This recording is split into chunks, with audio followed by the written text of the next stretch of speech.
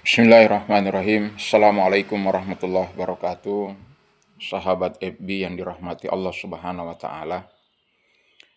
Alhamdulillahirabbil alamin. Allah Subhanahu wa taala telah mengingatkan kepada kita melalui apa yang juga disampaikan oleh Rasul Muhammad sallallahu alaihi wasallam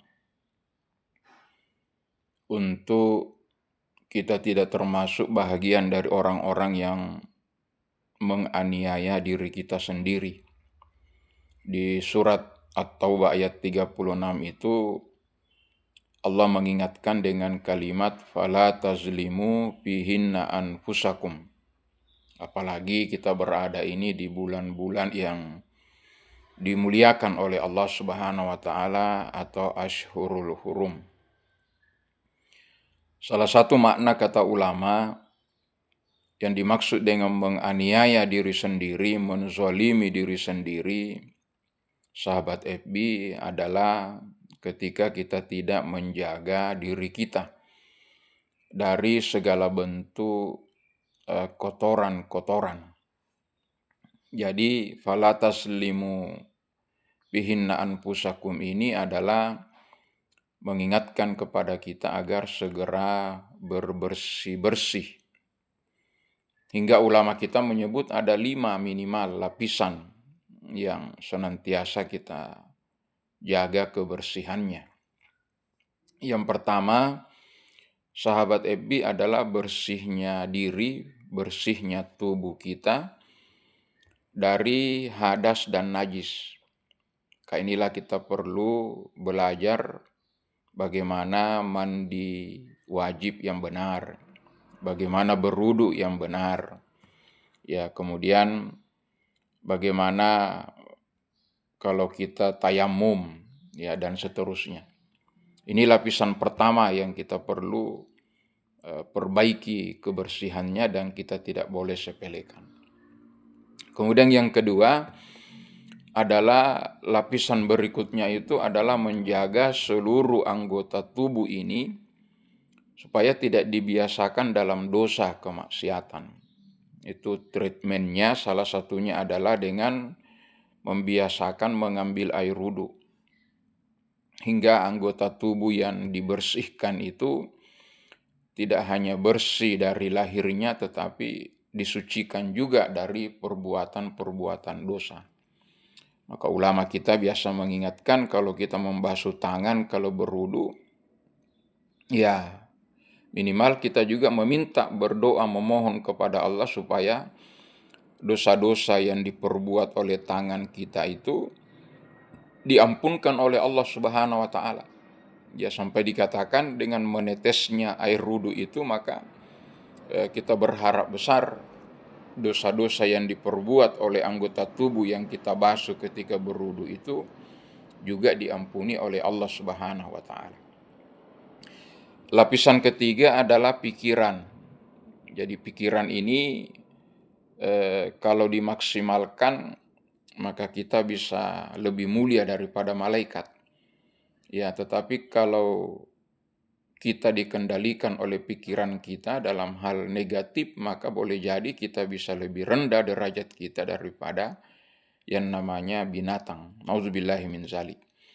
Jadi minimal di pikiran ini, sahabat FB, kita mengalirkan ilmu sabar, ilmu syukur, hingga sesuatu yang tidak sesuai dengan apa yang diharapkan oleh pikiran kita, itu bisa dialirkan yang namanya tenaga, potensi agar pikiran ini mudah mensyukuri apa yang dianugerahkan oleh Allah dan sesuai dengan keinginannya. Demikian pada posisi tidak diterima oleh pikiran, maka bagaimana kita melatih pikiran ini untuk bersabar dengan keadaan itu.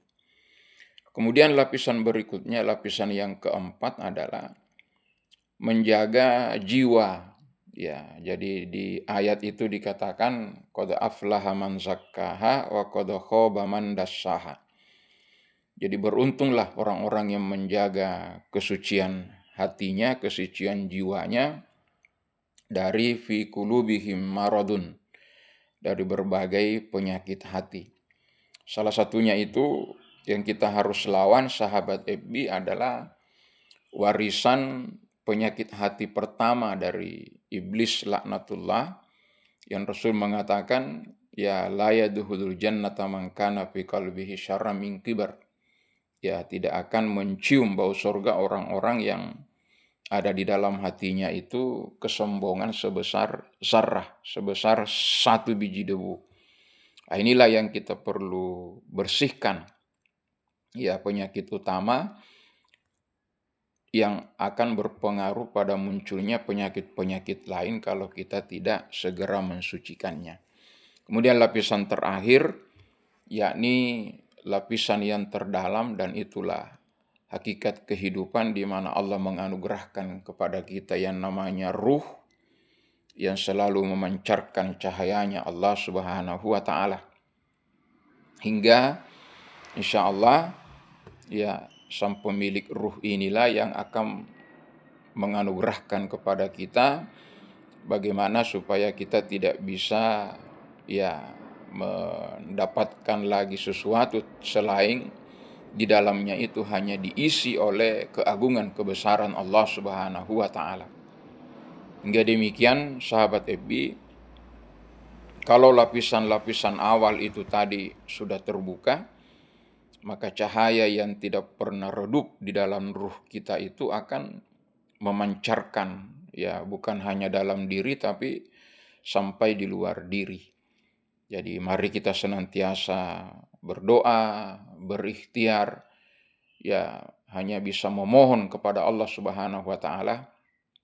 Mudah-mudahan kita tidak tergolong orang-orang yang menzalimi diri kita sendiri, hingga mengurangi penyesalan kita ketika kita kembali bertemu dengan Sang Pencipta Allah Subhanahu wa Ta'ala.